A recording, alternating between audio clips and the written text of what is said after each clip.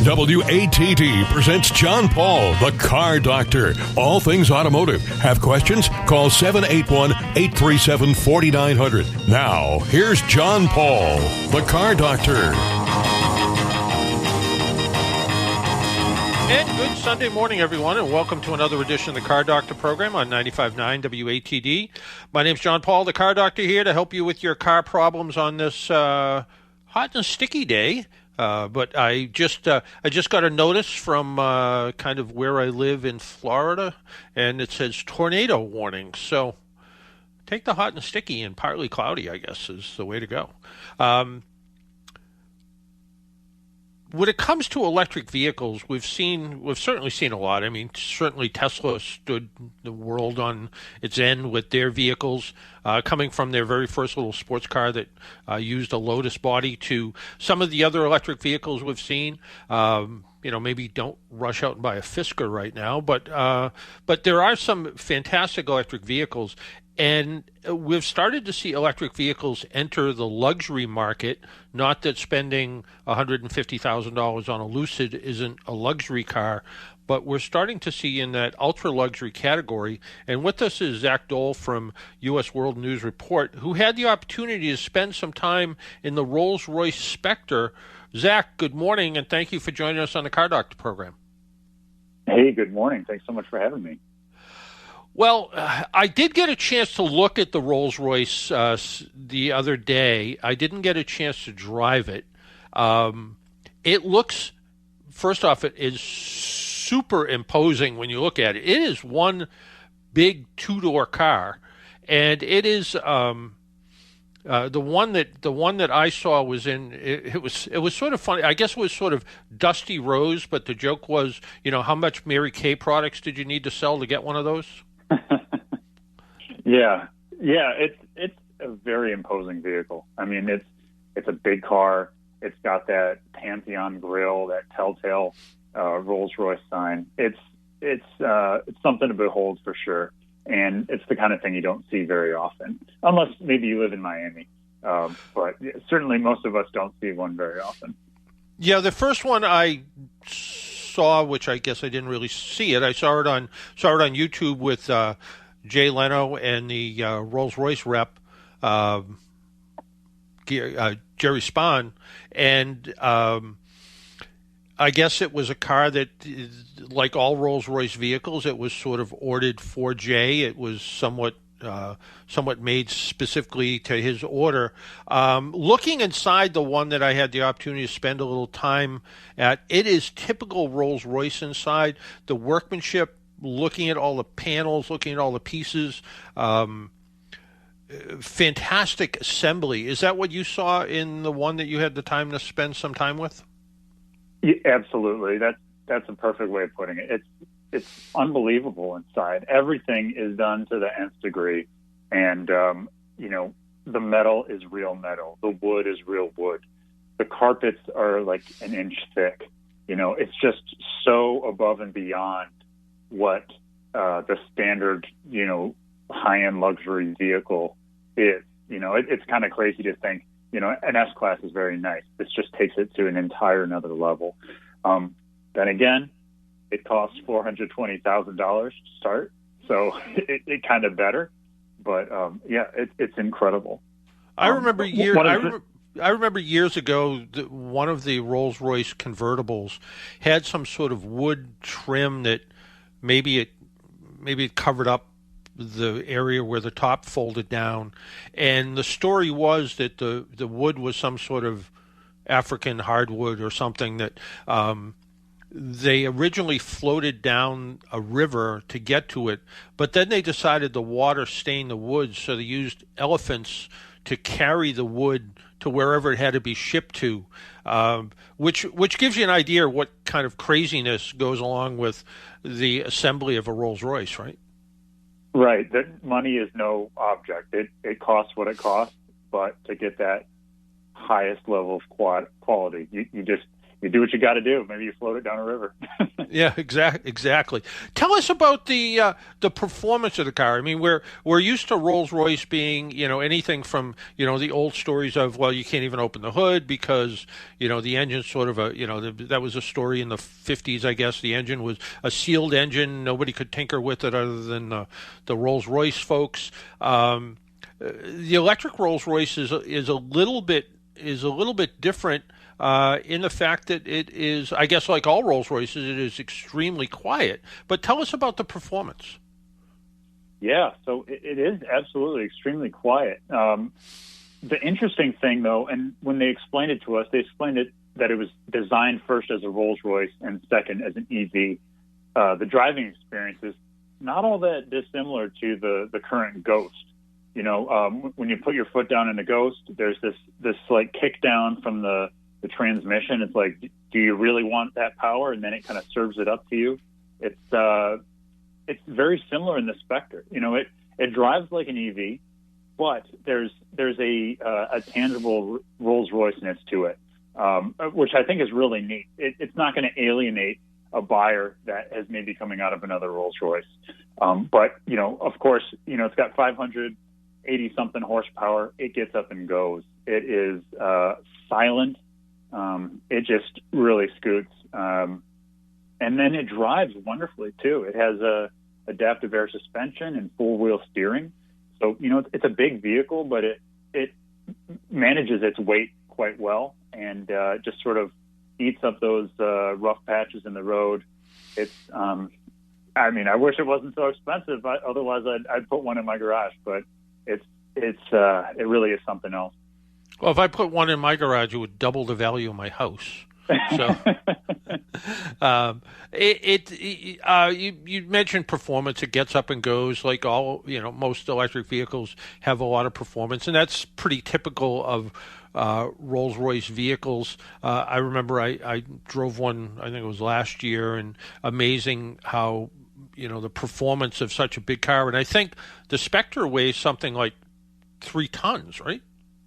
Yeah, this one was nearly 6,400 pounds. It's a big machine, a lot of weight, but the weight is down low. The battery pack is very low mounted, so it doesn't really feel all that heavy. But I'd say the sense of the bigness of the vehicle, you get it when you're kind of flying down the road. It feels substantial. And this is a vehicle that it's meant to be kind of owner-driven, not chauffeur-driven, right? Yeah, absolutely. I certainly, so it's a 2-door, 4-seat vehicle. I'm 6'2". I could fit in the back seat. They're comfortable, but I wouldn't say they're generous. So this is a vehicle you definitely buy and drive yourself. The chauffeur is not necessary. So I'd say the kids would fit in the back just fine. But you're definitely going to want to drive this one up front. So when you put this in your driveway, this is more the vehicle that you just go out and get ice cream with, and not bring the rest of the family. Then your family has to be reasonably small. Maybe it's an empty nester type car. Yeah, there you go. Did they talk about demographics of who besides Jay Leno buys a vehicle like this?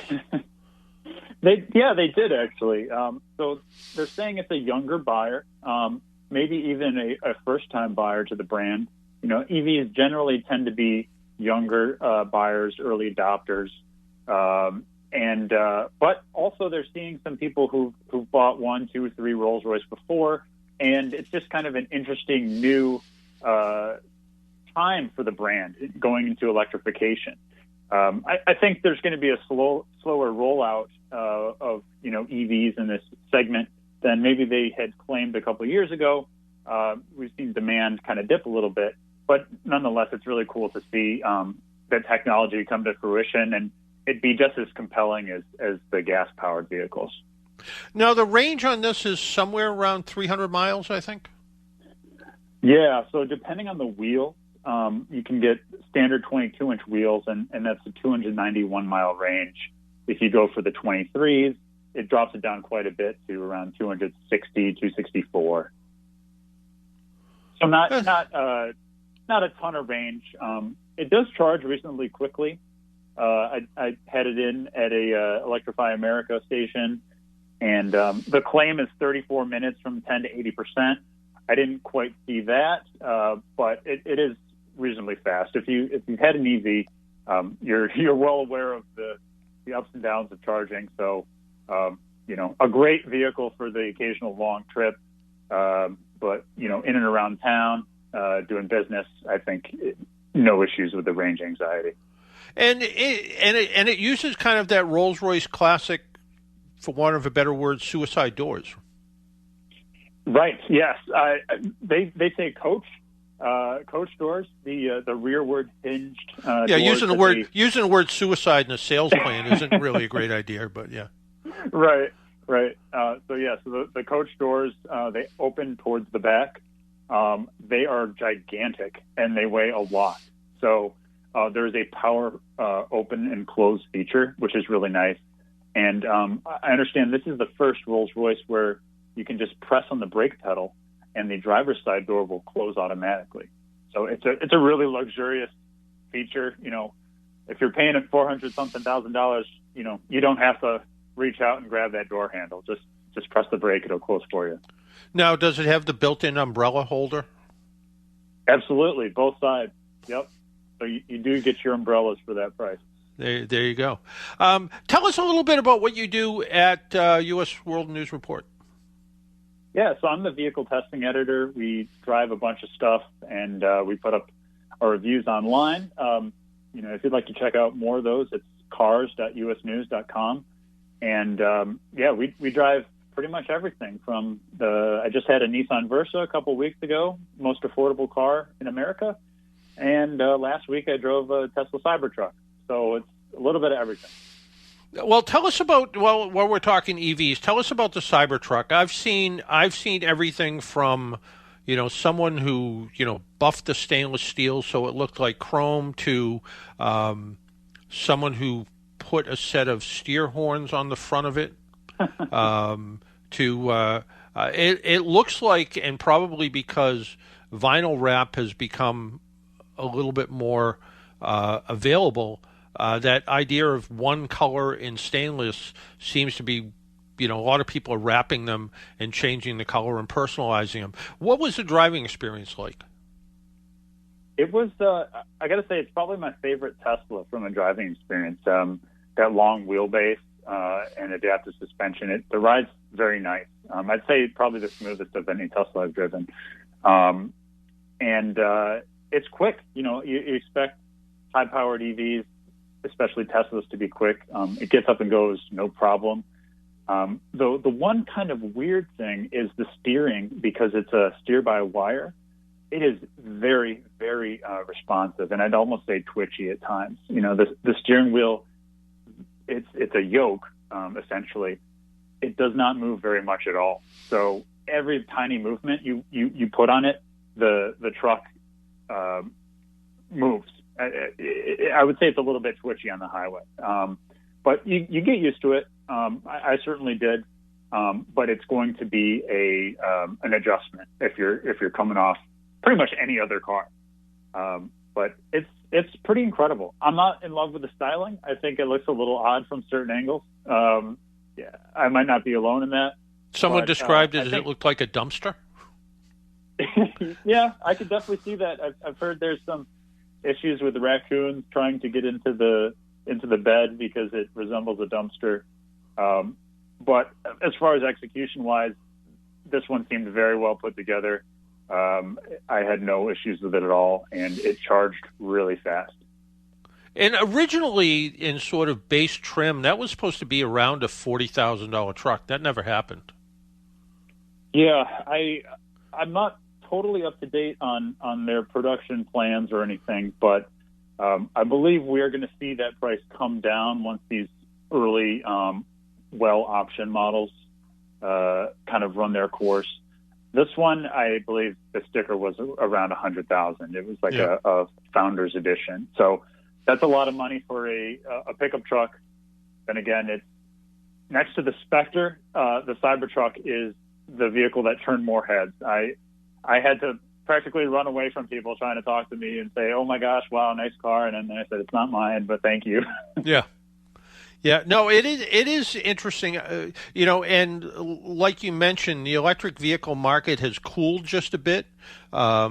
We've seen that in some surveys that we've done as well, that, people aren't jumping right to electric vehicles the way that, maybe a year ago, 25% of the public said, yeah, maybe my next vehicle will be electric. And now that number's dropped off a little bit. Do you think hybrids or especially plug-in hybrids, are probably the next kind of more popular choice? I think hybrids are the best option for pretty much anyone out there. I mean, we're seeing them kind of infiltrate any segment, small cars, pickup trucks.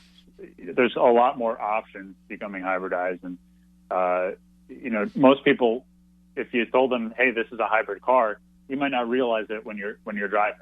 There's no downside other than you just save gas.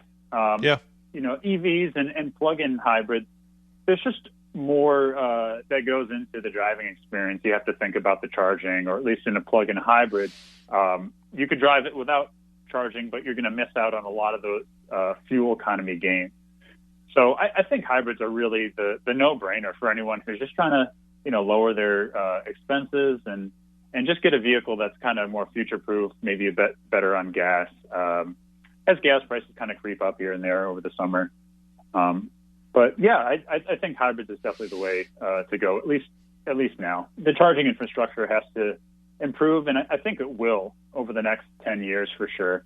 But everyone who kind of wanted an EV probably has one now, especially now that there's so many options, from the super high-end like Spectre down to vehicles like the Bolt, which is going to get another generation, and the Nissan Leaf, which are very affordable vehicles. Yeah, no, somebody told me the other day, we were talking about electric vehicles, and we kind of both said a used Bolt right now could be a really good used car, because more than likely it has a brand new battery pack in it, or a battery pack that's almost brand new, and you could be buying a 2 or 3 year old one, and you could buy it for probably, in that sub $15,000 range and get a really good used car.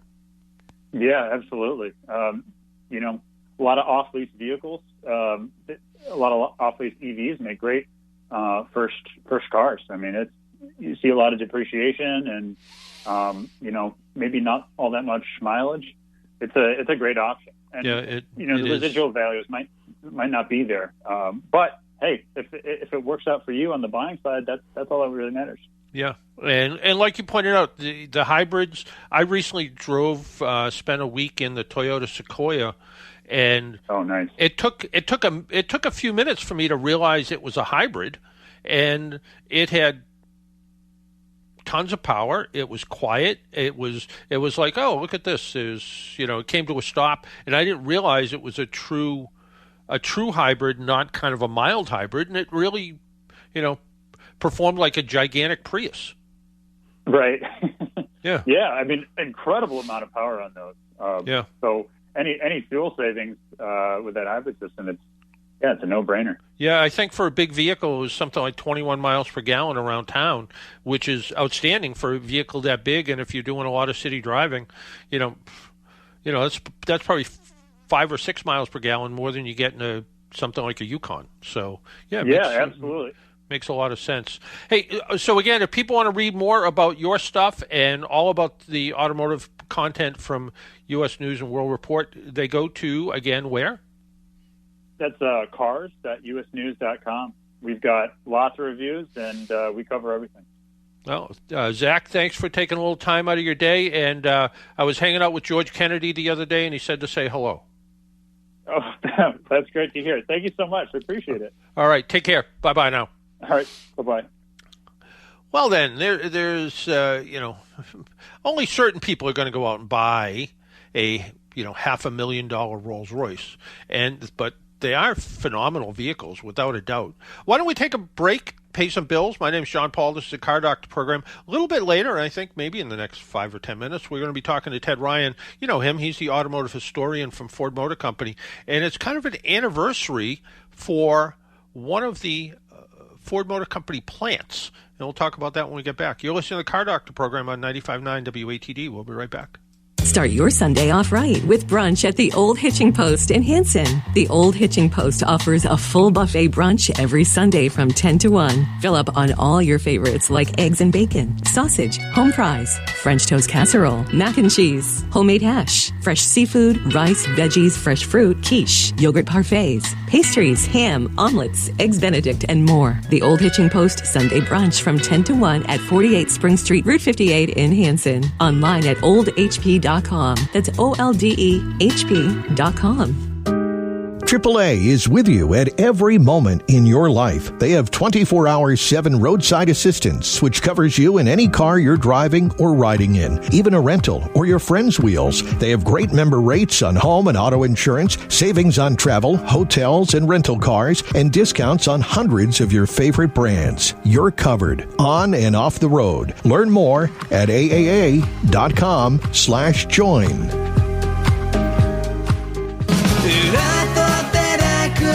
This is Dan Cloutier. And this is Kim Jennings. We're from Birch Bear Records. Tune into Twilight Showcase Radio. Hosted by Sandy Stride and Keith James. On 95.9 WATD and 95.9WATD.com. Search for Twilight Showcase on Facebook and visit twilightshowcase.org. Twilight Showcase, tonight from 8 to 10 on 95.9 WATD. Make an appointment Sunday morning at 11 for John Paul, the Car Doctor, on 95.9 WATD. Now, back to the Car Doctor. And welcome back to the Car Doctor program on 95.9 WATD. Let's talk about the Mazda. The Mazda's all-wheel drive Mazda 3 it's a compact car, but it's a sporty compact car. It blends in performance and practical features. I think if you're somebody who's looking for a stylish and engaging driving experience in a small car, Mazda 3 might be something you're looking for. Our latest model was all-wheel drive, and it continues to impress me in how well this car handles the interior. Now, again, it was sort of the top-of-the-line model, but nice-looking interior, advanced technology. So what's it got? It's available in 2 primary engine choices: 2.5-liter 4-cylinder that produces 186 horsepower, or a 2.5-cylinder turbocharged engine that produces 250 horsepower. That's the one that was in our tester. If you're looking for a manual transmission, keep looking. Both engines are paired with a 6-speed automatic transmission. The shifts are smooth and crisp, and yeah, you can shift them yourself if you want. I never really got that, by the way. The all-wheel drive system enhances traction and stability, particularly in adverse weather conditions or on slippery roads, while keeping and maybe even improving the zoom dynamics, if you will, because, Mazda is a zoom company. The all-wheel drive edition makes for year-round, all-weather car that's fun to drive. So, if you live here in New England and it does snow and it does get wet, and all-wheel drive certainly can help. The vehicle's handling is sharp and responsive, much better than most cars that are sort of in that compact car class. The interior of the Mazda 3 has a decidedly upscale look with high-quality materials and soft-touch surfaces. The cabin design is a step above what's typically found in most compact cars. It just feels a little bit more refined.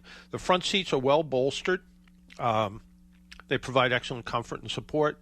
It makes long drives more pleasant. The rear seats offer a decent space for a compact car, although legroom can be tight for taller passengers. Is it probably the same amount of rear seat room as that Royce Spectre? Maybe it's a little less. If I was sitting in the front seat, I wouldn't be comfortable sitting in the back seat. So there you go. And I usually try to do that. I usually try to set on almost all cars. I usually try to set the front seat where I would normally sit, and then I get in the back seat. Either if it's 2-door, climb in the back. If it's a 4-door, just sit in the back. See how easy it is to get in and out. Try it out. See what it's like. Cargo space is actually pretty good. This was a hatchback, so while I had it, I picked up a good size end table from the local Habitat store. Seats folded down, fit easily in the back.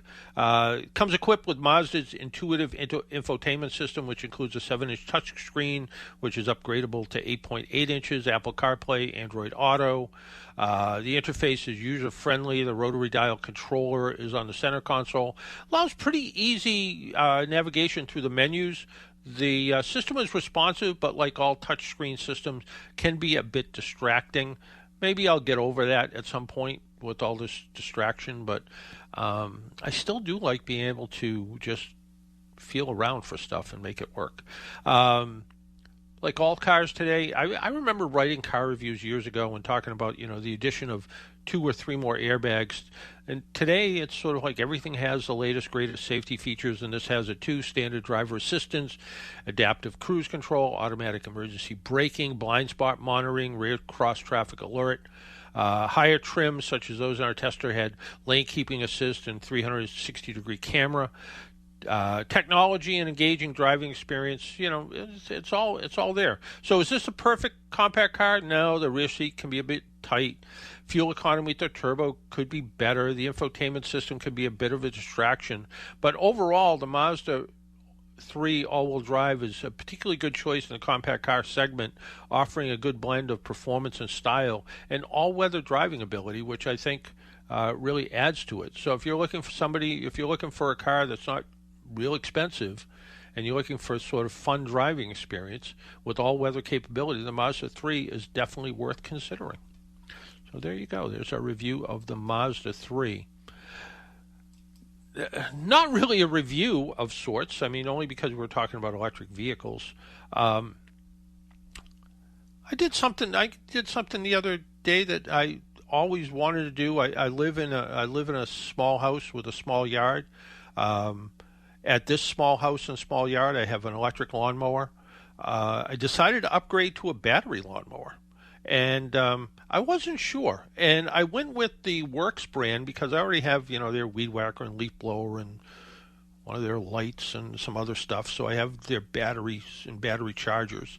So I went with the electric battery lawnmower. So far, I'm really impressed with it. It's 21 inches. It's self-propelled if you want to. I mowed my lawn and my neighbor's lawn when I first got it because I was curious how the battery would do. Battery didn't even lose a bar of battery power. It uses 2 20-volt batteries, so it's a 40-volt lawnmower. Pretty neat so far. I'm pretty impressed with how well it worked. And I got to tell you, I was, I thought of the Works brand as one of those, TV infomercial brands that just seemed okay. The more I use their products, the more I'm impressed by them. I had one of their handheld steamers for cleaning, and the idea of being able to steam clean something small, kind of handy to have. So again, swapping the batteries around, having batteries fully charged. Now the lawnmower takes a little bit bigger battery, but could you put 2 smaller? They're still 20 volts, so you could put 2 smaller batteries in if you needed to. And I could take the one out of my vacuum cleaner and air compressor or something and be able to use it. So pretty neat. So some of the other things we got some interesting emails this week, including some that just came in today, which always makes it sort of interesting. The ones we see, and some of the ones we saw. We have somebody who has a 1980s Jeep, and they wanted to rebuild it, and they started to disassemble it in 2005. Since about 2009. The engine and transmission have been sitting under a 2-story porch. I guess it's been getting wet. The person who wrote to me says, I've tried to explain to him because it's been sitting outside for so long, it's going to need a lot of work. I believe the interior components of the engine and transmission have begun to rust. He seems to think that once he puts it all back together again with just a little tune-up, it'll be good to go.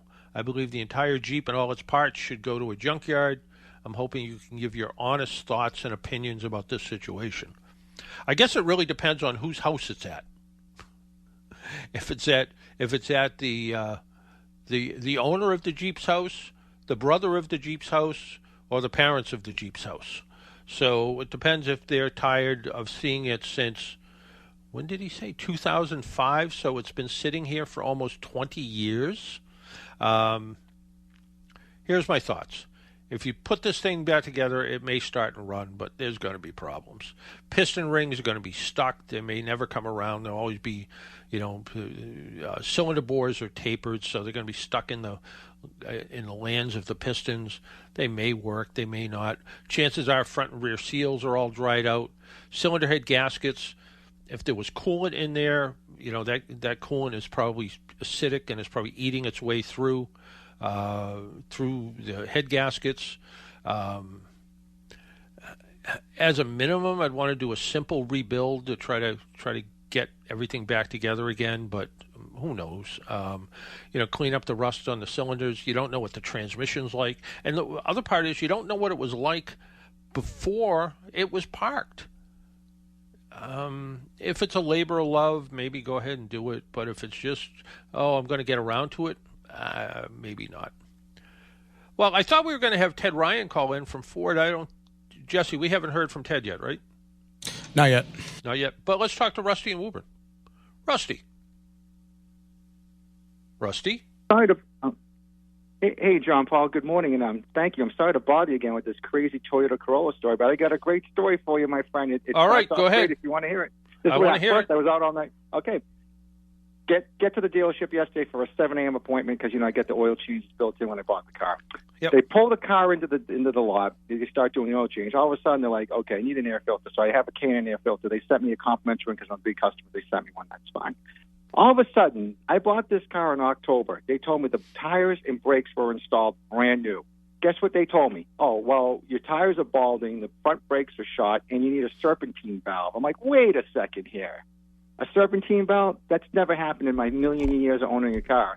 And in Acton Toyota, they take all the video shots of everything. And here I am. I'm like, I'm not waiting 4.5 hours and spending $1,900. So I called my guy up. He's like, bring it in for Wednesday, Thursday. We'll take care of this mess. I go, I know that, but I'm kind of ticked off because here they are telling me they spent $1,900 beforehand installing tires and brakes in my car, and now it's like getting a hose here, buddy. Hmm. And the paint, they still haven't made a determination on the paint yet. I'm still waiting on that. So did you get it back to your regular guy to see what he thought of the tires and brakes? I'm bringing it to him on Wednesday. Because, like I said, it's like your car dying in the weekend, technically. Yeah. And then he was all tied up yesterday. So I called him. He's like, bring it down Wednesday, Thursday. I'll take a look at the whole thing and everything. Yeah. Because they have a video camera and they show you everything. And I'm like, I've owned cars a million times. I've never seen that happen. And all of a sudden they give you this thing. Oh, it'll cost you $2,000 to get it done for you today. I'm like, are you out of your mind? Yeah, I kind of. Who knows, I guess. But I think the idea of getting a second... 47,000 miles on the car. I bought it with 32,000. It's only, and I put, and there's like 46,000 on there now. I've never heard of this before. It just sounds like and putting that kind of mileage, if it did have new tires and new brakes, you should have 40,000 miles left on both of those. Absolutely. That's what I can't figure out because I'm looking at it right now. I have my purchase and sale. They said they put new brakes and new tires on it, and everything's shot. I'm like, that doesn't make any sense. Not in that, what was it, like 12,000 miles, 10,000 miles? Yeah, 12,000 miles. That's it. Yeah. No. If, and I kind of wonder, is it somebody just being a little too aggressive with, what it really needs? And like you said, it needs a serpentine belt. Serpentine belts typically last 10 years or 100,000 miles. Right. That's what we can't figure out because they're telling me that it's showing signs of wear already. I'm like, well, everything shows signs of wear. Right. But I'm just saying. Yeah, and that might be the key to the explanation here. It's like, well, your serpentine belt's starting to show some signs of wear. Yeah, because it's not brand new. But is it is it worn out? No, it's just starting to show signs of wear. Same thing. Right. It could be just the same thing with the tires. The tires are showing, I guess they said the tires are bald. But, same thing. For someone to say, well, it's starting to show signs of wear, all that really means is it's wearing. That's what belts do. Right, That's what tires do. But they gave me this nice printable all estimated bill, and it's like customer pays $9.79, customer pays $2.35, customer pays $11.35, and I'm like, oh. it's just frustrating. So I figured I'd call you first thing, and I hate bothering you, but the only thing I ended up doing. That's why I'm here. Right. So I ended up spending $60 for. I got a rebate because I'm a K&N preferred customer, so I ordered an air filter. They sent me the refund. Like, here you go, buddy. Thanks for being a loyal customer. So they bought me an air filter for my Corolla. It works fine. I put that in there yesterday. You can notice the difference, but it's just frustrating because it's like I never was seeing a serpentine, but it was at 100,000. It's like at 40,000, it's already going. I don't get it. No, and I have a feeling it may have been, and who knows? I don't know that dealership, and right. is it not the dealership? Is it technicians? Are they getting paid on commission? Are they correct? Right. Do they have your best? Times.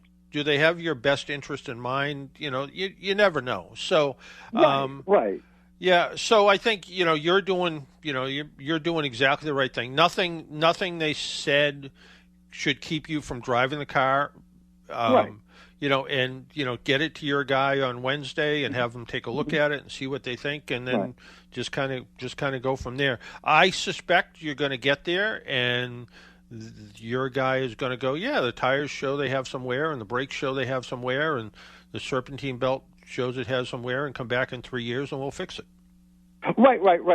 But it's just I called him up. I said, can you just take a look? I'm going to say this. Probably the brakes might have to be, but I'm just kind of pissed off because I'm buying a car, and that was one of the incentives for me to get this car, saying they put tires and brakes on it. Yeah, so and if they did put tires and brakes on it 10,000 miles ago, and they're worn out, they didn't put brakes on it 10,000 miles ago. I know that. That's what I mean. It's just, but that was the one incentive why I bought the car to begin with. Yeah. No. They. Do I have any recourse on that? No, unfortunately, I mean, you could file a complaint with the. No, I wouldn't do that. But can I just call him? Because the salesman I bought I bought 7 cars off the same guy. Can I just give him a call and say, hey, John, listen, this is what. Yeah, I mean, I would, since you have sort of a relationship with the guy, I would definitely say, hey, look, the last car I bought from you. You guys said you put tires and brakes in it. I've driven it 10,000 miles, and now your service department's telling me I need tires and brakes. So either your service department's lying or your sales department was lying when you sold me the car, because there's no way I could have gone through tires and brakes in 10,000 miles. Right. That's why I wanted to bring it to your attention, because I want to make sure everything's all set. Because I was just so confused, and I was pretty upset. I go, hey, I even saw it. I'm like, well, you guys told me you did all this work, but unless they put a 10,000-mile tire on the car. There's no such thing. There's no such. I know that.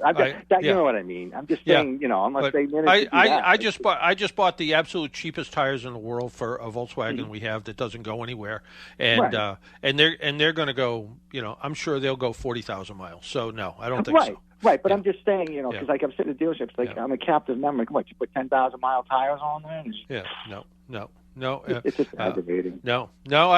I'm right there with you. I would get the second opinion from your guy on Wednesday, and then call your sales guy up on Wednesday afternoon or Thursday, or stop by and even see him and say, hey, look, I was in for service. This happened. I had it verified by my mechanic who's a third-party guy. He has nothing to gain or lose, and he told me this and this.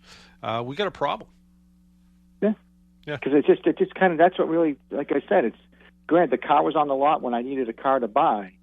And it's just, that's the one incentive. Oh, geez, you're putting tires and brakes and you're doing me a favor. Then all of a sudden it's like, oh, it's done after that. It's just because I'm looking at the bill right now, and it would have cost me close to $1,900 yesterday. Well, give us a call next week and let us know how you made out. Okay, like I said, I'm sorry to keep buying. Just so you get a kick out of hearing it, my friend. It's not a bother, right? You're there and I'm here, and we talk. And just as a caveat, I'm still waiting to hear on the paint issue. They haven't gotten back to the paint thing yet, so we're still waiting on that. Yeah. All right. Thanks, take care, Rusty. Okay, you as well. Bye-bye. Our phone number is 781-837-4900. I don't know whatever happened to Ted Ryan. So he was supposed to be today. So I don't know. Why don't we take another break while we have a chance? And why don't we do that? And we'll pay some bills. And when we come back, maybe we'll talk to you about your car problem. 781-837-4900. We'll be right back. The James Library and Center for the Arts 150th Anniversary Celebration continues this summer with a special exhibition by the award-winning group Girls Just Want to Paint. It all begins on Friday, June 21st with the opening night reception and party for Girls Just Want to Paint the James. The event is free and open to the public, giving you the opportunity to view the work of 9 established and accomplished local artists.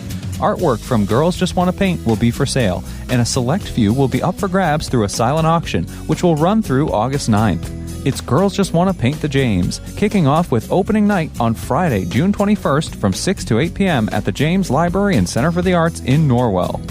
For more information, visit jameslibrary.org. Keep your car in tip-top shape at Joseph's Garage. Have your oil changed, tires checked, get an inspection sticker, or just gas at Joseph's Garage, right down the street from the James in Norwell. Joseph's Garage now offers Gulf Pay at their pumps. Start your Sunday off right with brunch at the Old Hitching Post in Hanson. The Old Hitching Post offers a full buffet brunch every Sunday from 10 to 1. Fill up on all your favorites like eggs and bacon, sausage, home fries, French toast casserole, mac and cheese, homemade hash, fresh seafood, rice, veggies, fresh fruit, quiche, yogurt parfaits, pastries, ham, omelets, eggs Benedict, and more. The Old Hitching Post Sunday brunch from 10 to 1 at 48 Spring Street, Route 58 in Hanson. Online at oldhp.com. That's OLDEHP.com. AAA is with you at every moment in your life. They have 24/7 roadside assistance, which covers you in any car you're driving or riding in, even a rental or your friend's wheels. They have great member rates on home and auto insurance, savings on travel, hotels, and rental cars, and discounts on hundreds of your favorite brands. You're covered on and off the road. Learn more at aaa.com/join. Hey there, folks. It's Quinn Kelly reminding you to tune in Sunday night at 5 for the South Shore's first voice in sports talk radio, The Sports Exchange. Unmatched coverage of local high school action as well as a relatable voice on all things Boston Pro Sports. We've got you covered live at 5 every Sunday night. Have a question for our host, missed last week's show, or just want to share a great sports story? You can find us on Twitter at SE on WATD. But remember, mark your calendar, folks, and we'll see you Sunday night at 5 for The Sports Exchange on 95.9 WATD. Make an appointment Sunday morning at 11 for John Paul, the Car Doctor, on 95.9 WATD. Now, back to the Car Doctor. And welcome back to the Car Doctor program on 95.9 WATD. Now, I take the program and put it on a podcast site. And, I'm not as famous as Hometown Ghost Stories, but apparently, according to a website called FeedSpot, who lists the top 70 automotive podcasts you should listen to, the Car Doctor Radio podcast is now listed as number 2. Ooh, very good. So, again, I'm not up there with Hometown Ghost Stories, but I'm trying here. So, try to do the best we can. Hey, with us on the phone is Ted Ryan. He is the historian for Ford Motor Company, and Ted, there's an anniversary of sorts going on, 100-year anniversary of the one of Ford's plants in Chicago, right? It is the great Chicago Assembly Plant, where I'm actually standing in the parking lot right now as we have a Friends and Family Day. And sorry to be late, John, but I got held up on another one. So Chicago, interestingly, is the the longest continuously operating vehicle assembly plant in the Ford system. It's even older than the Rouge. Well, the Rouge is older. The Rouge built boats and tractors for the first decade and didn't start building cars until 1927. So I'm standing at the oldest plant or the longest continuously operating plant in the Ford system. And what do they build at the Chicago plant? Right now they're building the all-new Aviator and the all-new Explorer and the Police Interceptor. So every Police Interceptor SUV that Ford builds, and we're the number one manufacturer in the U.S., is built here in Chicago. The Police Interceptors are then sent to an upfitter who customizes them for each specific police jurisdiction, the specifications. So I just saw the all-new Aviator and the all-new Explorer. We revealed them on Friday. They're amazing. And in fact, my Explorer is going to be built in 2 weeks in this very plant. Well, there you go. And what are some of the unique vehicles that have been built there in the last 100 years? It's a who's who list of vehicles. So remember the Granada? It was built here. The Torino was built here. The big one, though, was the Taurus. This is the only plant that built every generation of the Taurus, and they built between the Taurus and the Sable together more than 5.2 million of the Tauruses. And I always feel bad for the Taurus. It gets discredited these days, but it was an amazing car when it came out, and it was the first of that jelly bean design that was the beautiful curves that other auto manufacturers began to copy. And the SHO version of the Taurus still is quite collectible today. Oh, it is. It's a rocking car, too. So the other thing that they built here was part of the arsenal of democracy. And if any of your listeners are Army people, they built the M8 and the M20 here. They built them in the tens of thousands. So they shut down civilian production in 1942 and converted it over to build light amphibious vehicles and tanks. Wow.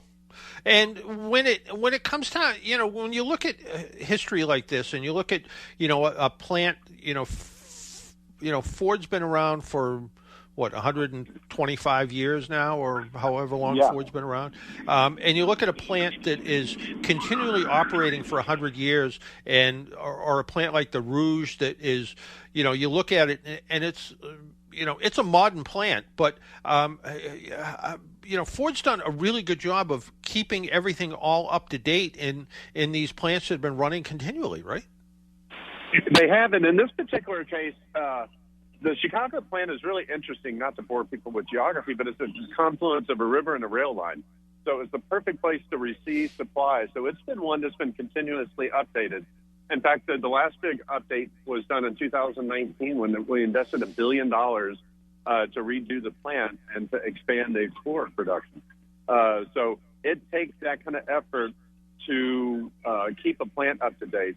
And the other thing that the labor pool in the Chicago area is so strong, and I'm here today with 9,000 employees and their friends and family. It's the labor pool and the workers here at this plant have been part of what set it apart in the Ford system. 100 years is hard to do. There's no other plant in the Ford system yet that has been operating continuously for 100 years. So hats off. It's a huge achievement. So 9,000 of your closest friends, I hope you're not the one cooking the hot dogs. I'm not. They got food trucks, fortunately. No, I'm standing in the shade trying to do a bunch of radio interviews while I'm watching the kids to jump on a Whopper hopper and knock people into a dunk tank. But there you go. It's a celebration. It's a celebration, and we're celebrating 100 years in Chicago and the amazing array of vehicles. By the way, John, 15,800,000 vehicles built during that 100 years. That's actually a hefty percentage of vehicles. So, it all goes back to the workers who do it. And if people want to find out more information about the plant or more information about some of the history of Ford, they can go to the Heritage Vault, which we routinely try to crash as often as we can. So. They do. FordHeritageVault.com, and John, we're averaging 1.4 million searches per month, and we're approaching 15 million downloads on the site. It's just amazing how popular that is. But if you put in Chicago Assembly Plant, you can see some great photos of the plant on that site. I was there just today to try to get a little bit of history. Ted, I want to thank you for taking some time out of your Sunday morning. Have a great time at the plant, and say hello to your 9,000 friends for me. Thank you. Thanks for having me on, John. All right. Take care. Bye-bye now. Our phone number is 781-837-4900, 781-837-4900. I think we still have Tom on hold, don't we? Tom, are you still there? Yes. Good morning, John. Good morning. I'm a regular caller because my daughter bought an old Audi. And your last caller there, I envy him. She got an estimate for $9,000 for a 15-year-old Audi. And it wasn't really major work. It was like shocks and different things, but $9,000. Well, and that's what, some people ask me, they'll say, hey, I found this really good, 10-year-old Audi, or I found this really good, 7-year-old BMW, or I found this really good, 8-year-old Mercedes. What do you think? And I'm like, as long as you got deep pockets, they're fine. But those cars get expensive to fix. And even when you go to, an independent repair shop that, might be a little bit cheaper than the dealer, the parts are still costly. Yeah, you'd think they'd use some common sense. She brought it in for a recall or something. They gave her a laundry list, $9,000, brakes and shocks and just, ancillary things. Yeah, and the idea, shocks are one of those things that you look at and you're like, how bad are they? And certainly if you're an aggressive driver, if you're a performance style driver, you want good solid shocks on the car. But if you're somebody who's just kind of driving the car back and forth, and as long as they're not loose or broken or completely out of oil, they're going to do okay. And even to the point where when shocks and struts are replaced under warranty, they tell you to look for a little bit of seepage is normal. So a lot of times what happens is, you go someplace and they'll say, "Oh, we got a little bit of oil around the seal on the struts or the shocks, so they need to be replaced."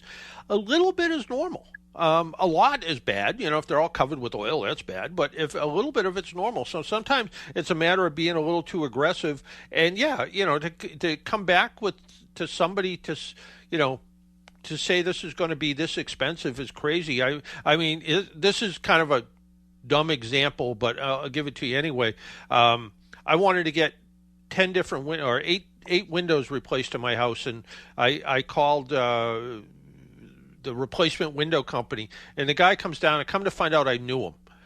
He was, I didn't really know him, but he had an old truck, and I was walking by his house one day, and it wasn't running good, and I went over and gave him some suggestions, and I saw him at a car show, and so we kind of recognized each other when he showed up, and he gave me a price of $24,000 to replace 8 windows, and I laughed at him, and he said, well, I figured you wouldn't want to do it because, with all due respect, your house isn't worth putting $28,000 worth of windows in, or $24,000 or whatever it was. And I'm like, you're right. And it's the same thing sometimes when you give somebody an estimate with a car repair, and you say to them, hey, look, your car's worth $6,000, but it needs $9,000 worth of repairs.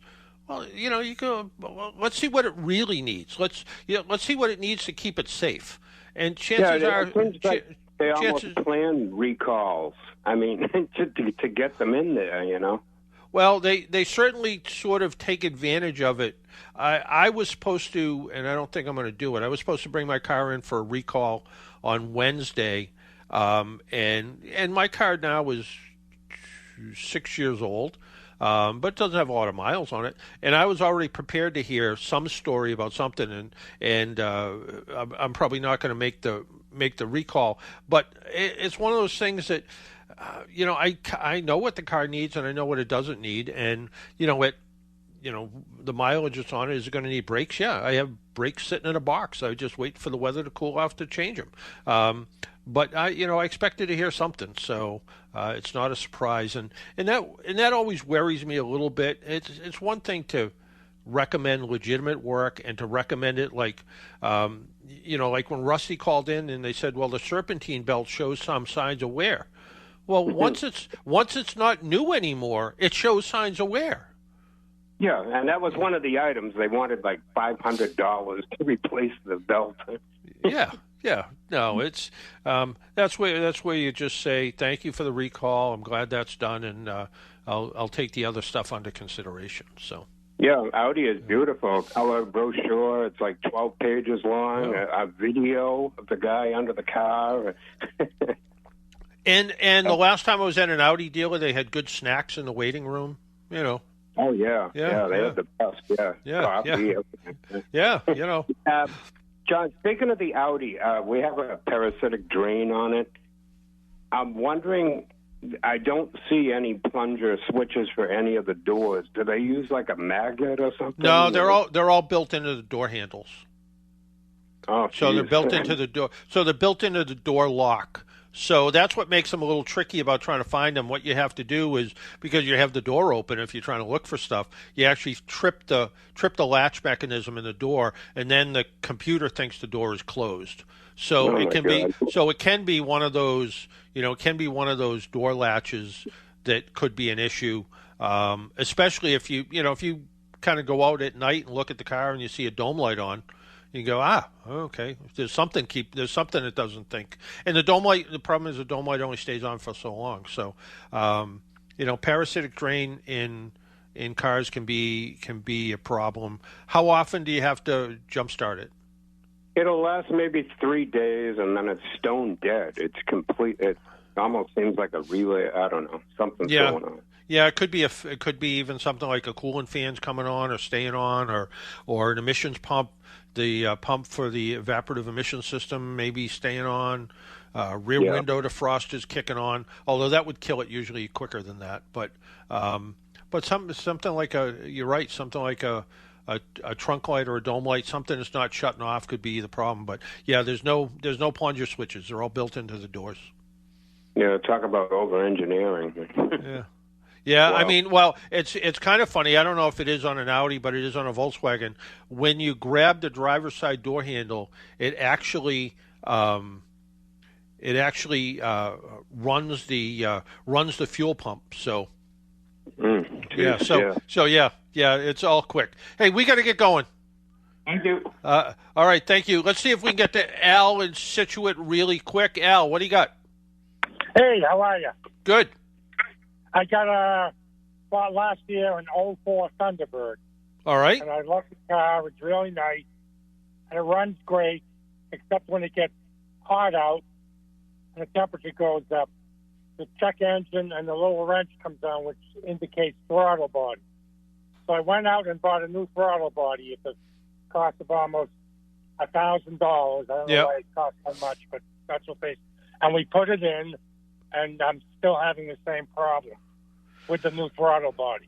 The throttle body I bought, I went to the Ford dealership in Hanover, Janelle, and gave him vehicle VIN number and everything, and he ordered the throttle body with me with the sensor comes with it, and my son, he's kind of mechanical. He put it in, and I'm still having the same problem. So I don't know where to go. Now you just need to, unfortunately, you need to follow the trouble chart all the way through. Look for some sort of wiring ground problem. Could be those T-Birds have a lot of issues with battery grounds, and I would look for that. Hey, Al, we got to get going, but maybe call back next week. We'll talk about it some more. Until next week, make sure you wear your seatbelt, drive safely, be good to your car, and if you see an emergency vehicle by the side of the road, slow down or move over. It saves lives. Talk to you all next week. Bye-bye.